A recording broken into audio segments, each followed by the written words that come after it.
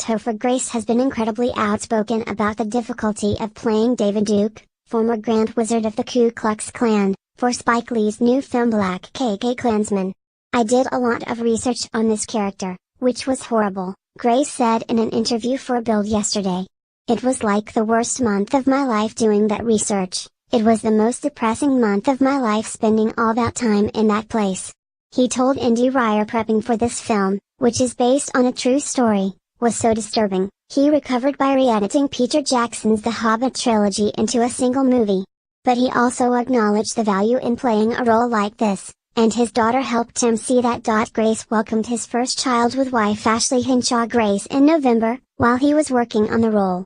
And having a newborn around helped and hindered the prep for such a dark character as this American white supremacist and white nationalist politician, and anti-Semitic conspiracy theorist. "Well, my wife would tell you that I was just terrible for a couple months. I was depressed from doing all that research, but at the same time it was also a really cathartic experience because we just had a daughter, so we had our first," he shared.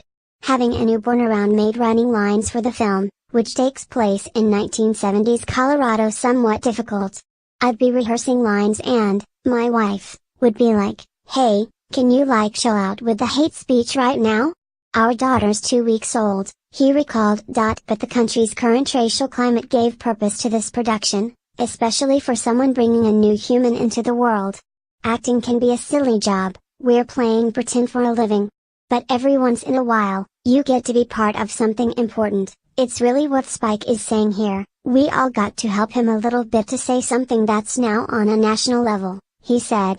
"When my daughter was being born, it's a very confusing world that I'm bringing her into. So, it was so cathartic to be part of a project that maybe in a small way could say something. Working with the legendary Lee helped, too."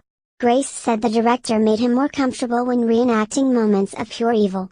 "That's why you have to work with a great leader like Spike Lee. Even some of the days we shot the Klan stuff, he'd kind of come up to me and kind of pat my back and say, 'Hey, you're serving my message and I know what I'm doing,'" Grace recalled.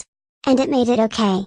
It never felt great." Grace shared a spoiler that proves how seamlessly Lee turned this film into a message for today, by opening with a scene from the civil rights movement, and closing it with footage from Charlottesville. Read more from Yahoo Lifestyle. Follow us on Instagram, Facebook, and Twitter for non-stop inspiration delivered fresh to your feed, every day.